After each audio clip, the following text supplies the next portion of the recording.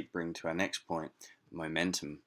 So I see momentum as a subtle spinning sphere of energy. Yeah, I was daring putting that in.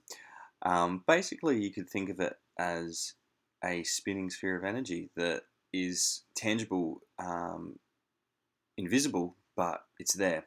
And maybe we want to think of that as our aura, as our inner energy of chi.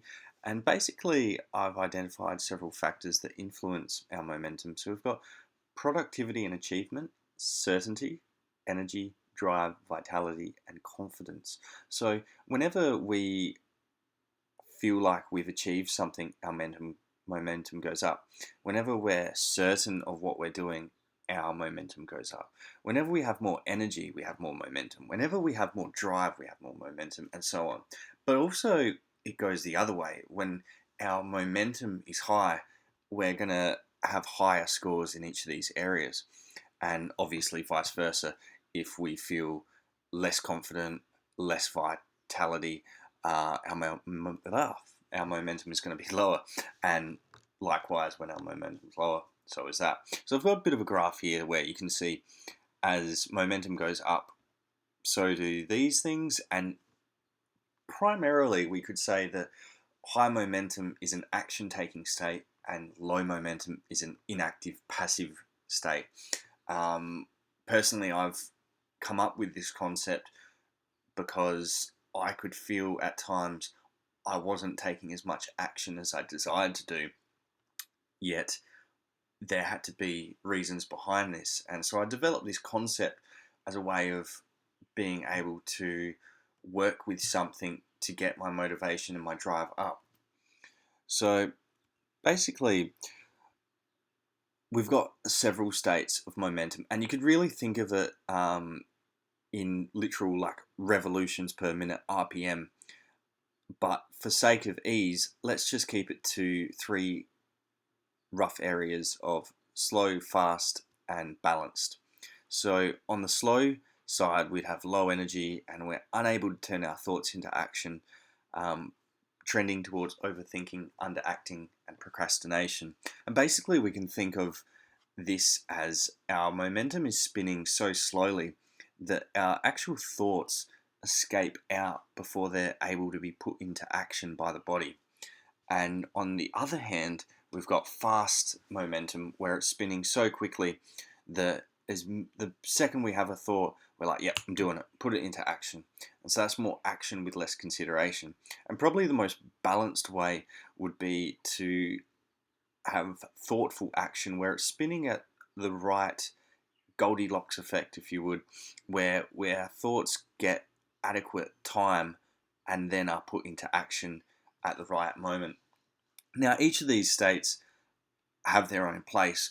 We don't want to be rushing something that has big consequences and immediately putting it into action. That's probably a time where it's better to actually think over and not take immediate action. Whereas if we're doing something, perhaps writing content or something that doesn't have really big impactful consequence for doing it quickly, that's when we're probably wanting to use fast momentum and action quickly. And naturally, throughout our workday, we're going to want to actually probably stay mainly in balance and ramp up to fast momentum. And we could think of that again like the RPM of a car. When you're going through a drive somewhere, for example, most of the time you're going to just be cruising the speed limit in the balance zone. But then every now and then you're perhaps needing to or wanting to accelerate and really get high in the RPMs. But obviously, if we stayed at high RPM, foot flat everywhere, we'd either run out of fuel, our well-being, or we'd simply do deleterious damage to the engine, which is us, and obviously we don't want to do that. So it's okay to flatten it every now and then, but we want to bring it back to balance mostly. So again, going with the car analogy, this brings us to certainty. And certainty is a sense of knowing where we're going, the path there, and the next step we need to take. So before getting in the car, it's really essential to know where we're going, unless we just plan on having, a bit of a free roam journey, in which case, that's its own thing, but we're not going to be productive. We need a starting point and a destination, and that creates a pull which we can actually feel that momentum driving us to get to our destination because we've set an intention and now we know what we want to achieve. So, going further into certainty, basically, we've got several areas, and I see certainty, there's overall certainty, and then there's a few different areas. So we've got self-certainty, which is feeling certain of who you are, which is, understanding yourself and where you're going as a person and who you're becoming, and kind of understanding, your own clarity of self. And that can be improved through gratitude, meditation, self-imaging on a daily basis, just to kind of get clarity of and certainty of who you are. Then we've got practice certainty. Now this is things that you can do. So when you have done yoga and meditation or a martial art in the morning, that's going to leave you with a sense of having achieved something and feeling certain that you can do something, which adds to your overall certainty. And then we've got action certainty, and this is one thing I'm really big on, which is feeling certain of what you're about to do / what you are doing. And that's critical for any workflow, because if you don't know what you're doing or what you're about to do, the next step, then you are not going to have momentum and you're not going to have certainty, and it's going to lower your productivity. Really want to stress that. So with regards to increasing that on a daily basis, a thing I've created, which is a direction planner, which is where you basically map out all the things that you want to achieve in that day and then rate them by a level of certainty, and just kind of get a bit more certainty on each task to the point where you know what has to be done, the next step, the outcome, the things that contribute to certainty. So knowing the scope of works and the intents. And that contributes to the overall state of certainty. And now obviously you can increase your overall state of certainty and it will positively affect the other areas, and your ability for action certainty is probably one of the most affected positively things when you increase your overall certainty. So there's definitely many ways to hack that.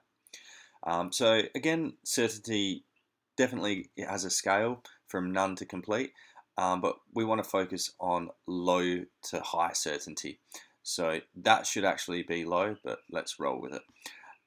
High certainty is confident of the outcome, the path, and the next step.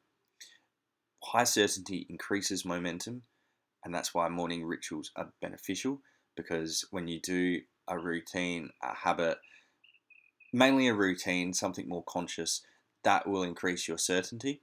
Whereas low certainty, we could say, is a state of being uncertain of the outcome, path, or next step, and that decreases momentum.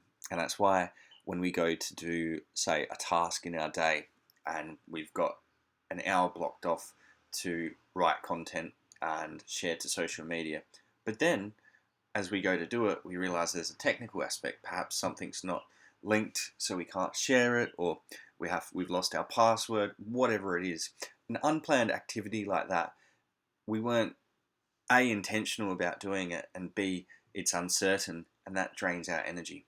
So whenever we can be certain of what we're doing and do it with meaning and purpose and intention, that will retain or increase our energy. So basically, high certainty increases momentum, low certainty decreases momentum. Now, here we've got low momentum, and when we're in a low momentum state, that's when we should be doing a high certainty task. When we're high momentum, that's when we should be doing a low certainty task. So let me just go into that a bit further. Basically, we can think of momentum as that spinning sphere, which it goes up and down, fluctuates based on the certainty of the task we're doing at the time, and our overall certainty affects it. There's other influences described before, but let's focus on this for now. So when our when our momentum is low, that's when we're going to want to do a task that we don't have to think about a lot because we're already struggling to put our thoughts into action. So, tasks that are high certainty require less thinking, and therefore, that's going to be the best way to improve our momentum and increase it. Likewise, when our momentum's high and we're already doing things, actioning without thinking so much, low certainty requires more thinking, and that's when we're going to want to use that energy because we can almost think of that as a way to buffer our speed and like slowly break ourselves down. And that's much better because let's say at the start of the day, we've got low momentum, we've got energy but low momentum, and we go to do a low certainty task like we've got to work out how to do something and really think about it, and it takes so much effort to try and build into that, and that can really decrease your energy and you feel burnt out because you've depleted your stores.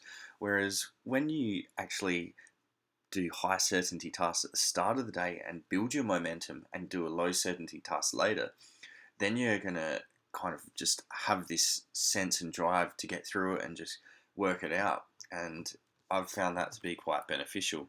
Of course, we want to aim to bring it balanced throughout the day. So if it's low, high certainty task. If it's high, bring it down with low certainty. And if it's already balanced, then perhaps we find a task that we can just go consistently at. Awesome. Just going to stop that there.